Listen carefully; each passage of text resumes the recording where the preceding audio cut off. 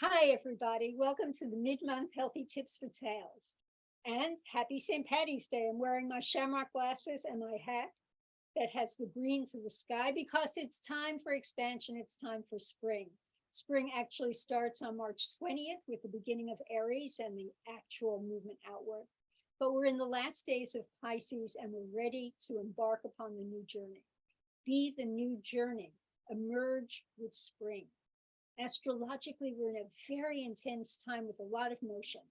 And on March 7th, we had one of the outer planets, Saturn, the large planet that's about rigidity and structure and stuff we know, always in the same system. And Saturn keeps the structure and our boundaries. They keep us on a physical plane, and it's very boundary minded. It's been in Aquarius, and it's okay in Aquarius. It's really good in Capricorn, and it's not so good in Pisces. And Pisces is where Saturn is moving into or moved into on March 7th. And the reason for that is Pisces is kind of movement and swaying. Pisces is not rigid, does not have a lot of boundaries. And Pisces is sensation, it's feeling. It's blurred and it's dreamy and it expands in the water and it flows. And the planet who is at home in Pisces, who is there now and will be there for a number of years to come, is Neptune, another big outer planet. And Neptune is considered the dissolver of boundaries. So it's about not having the structure, not having the systems that we know, and rather changing with the flow.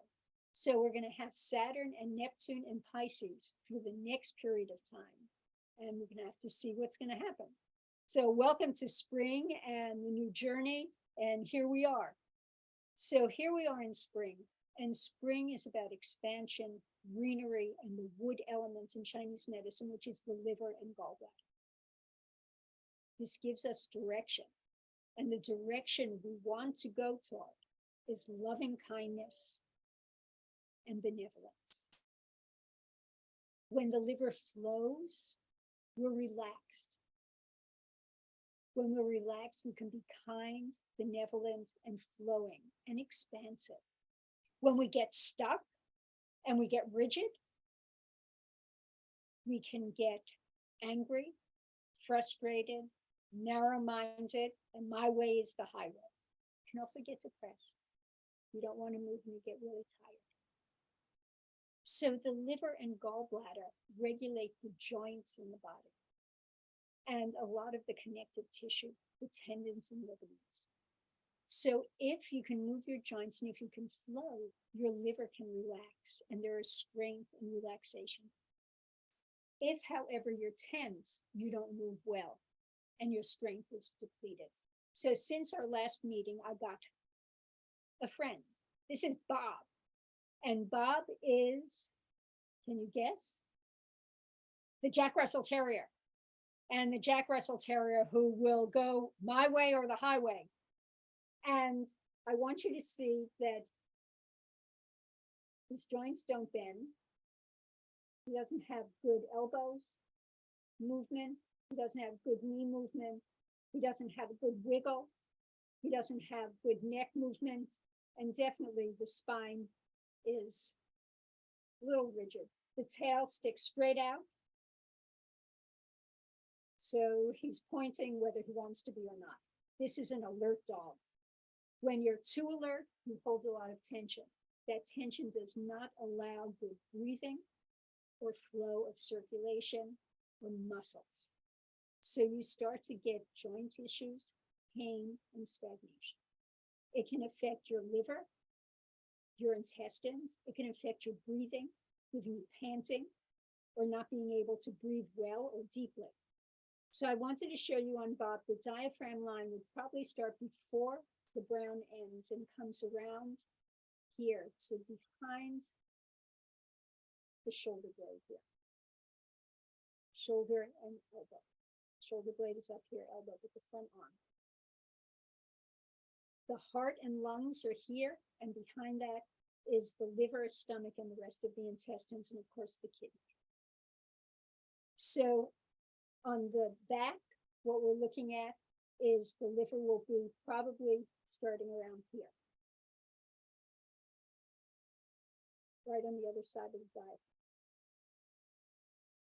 To help the liver flow, we can do a massage along the liver meridian.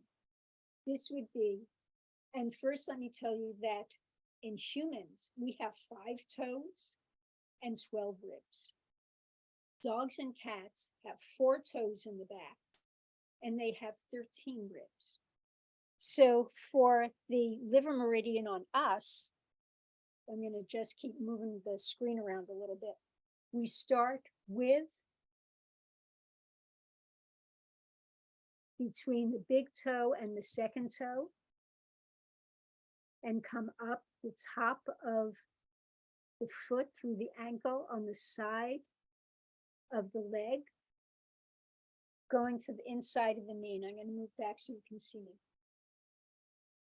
Sorry, we got to change this a little bit. So we'll come up to the inside of the knee, along where the cartilage is, and the big ligaments that hold the knee in place. Coming up the sides to the inside of the leg, through the groin, up the lateral side of the abdomen, to end in the abdominal cavity in the 6th intercostal space in humans and the 7th intercostal space in humans. And it's on par with the nipples.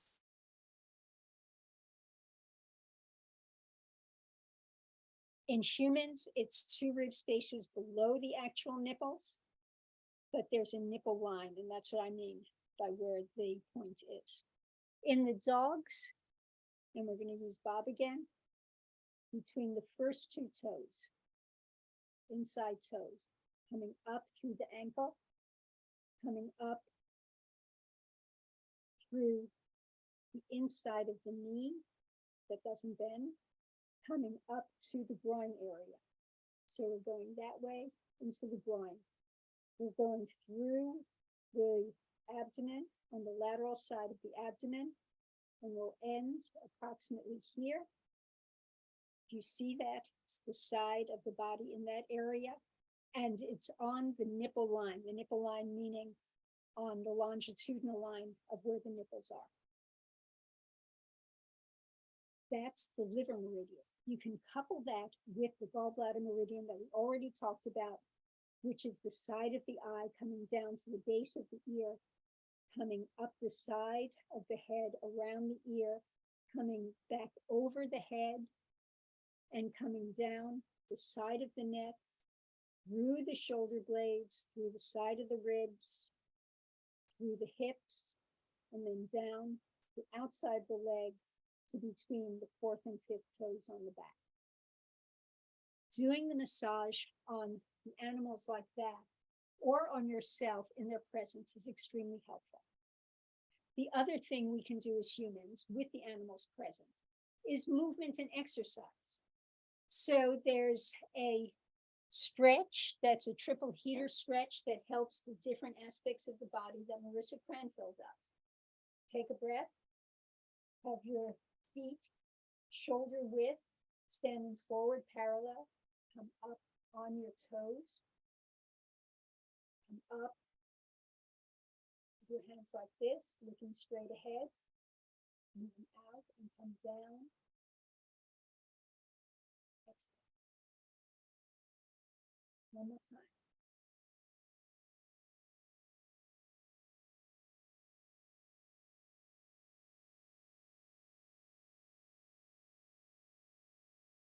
Last time.